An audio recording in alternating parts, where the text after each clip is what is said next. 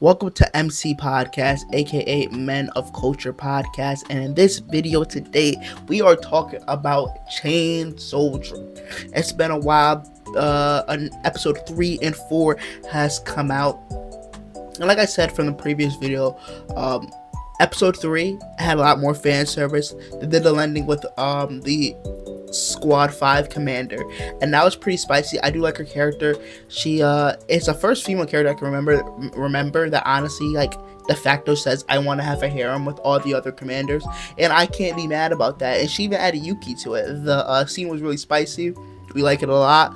I mean, that was the main part. We got the good fan service that we was looking for in episode 3, but really we need to talk about it's episode 5. This was by far one of my favorite episodes of Chain Soldier in general.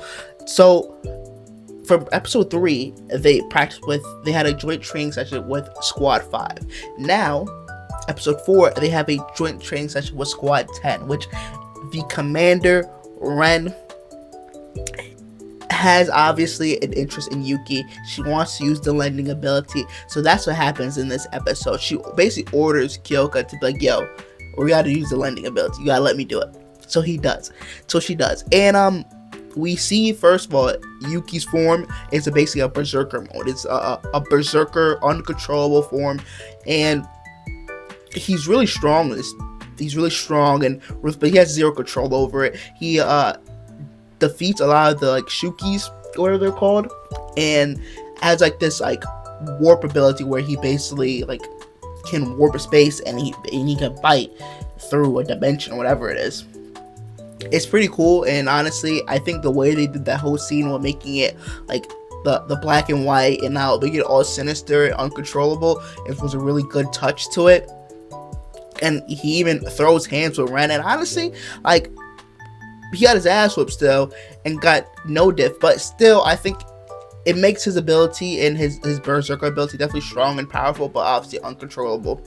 And also, they explain a little bit of her abilities. I'm not gonna lie, it's like some Buddhism shit, and I don't have any knowledge of that. So, but it's pretty cool. I like that. But the most important part of the episode, it is the reward.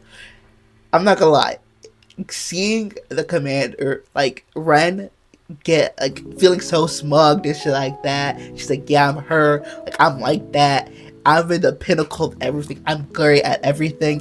Just get humbled when she had to, do the reward. She thought she can override it with her ability. No can do. She thought it was just going to be a little head pat and call it a day. No. Hey, there's a price to own a slave, and you gotta pay it. And that reward, I think it wasn't like the craziest thing, but I think it was just more the fact that it was like humiliating to her and such like a proud and definitely egotistical, like, not to a degree, but a proud character like Ren. It really just hits home, makes the scene in general just really funny. Like, iconically, she sees Yuki as a dog, but the reward basically made her pretend to be a dog.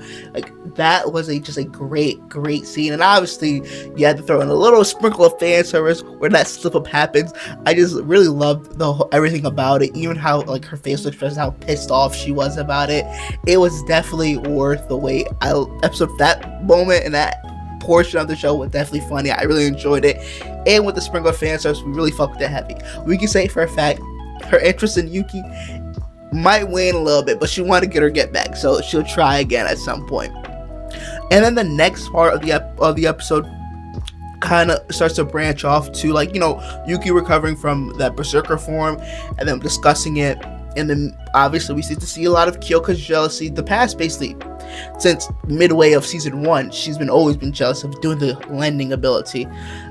So we get to see a little bit of that, and then I think the most important part for the next few episodes will be the Azuma clan's like family banquet, basically, where they throw hands and determine who will be the next head of the family. And obviously, one of the characters on Squad 7 is Amazuma, and her mother came. I'm not gonna lie, she kind of fine. MILF certified. She helps out, heals Yuki, and lets her know, hey, we gonna squabble on this day and this time, so make sure you're there. If you're not, These paws will be put on you, and you will be get done in. The Amazuma, they don't play your games. They really about this banquet and squabbling of the hands to determine who is the next head of the family. So they all decide to basically, help her train and get ready for it. That'll probably be the next episode, which is going to be really nice because we know it's going to be a little bit of fan service, mostly about the training and shit like that, and her getting ready for that banquet. And probably halfway through, they probably start the banquet. So it's going to be pretty good. A lot of fighting. I enjoyed this episode, honestly. Like, from the Ren, just everything about it. This is definitely a 10 out of 10. Episode 3 was also really good. Had a lot of fan service. You definitely would enjoy that. If you're looking for the fan service, you know what I mean? Episode 3 is the way to go. Episode 4, just honestly, if you didn't like Ren's character, you really feel like you just got one on her. Like, yeah. And I just found it, I enjoyed it. Chain Soldier has been really good. I've been enjoying these episodes. If you like this type of video, make sure you leave a like, comment, and subscribe. MC Podcast signing out. Stay meta culture, people. Peace.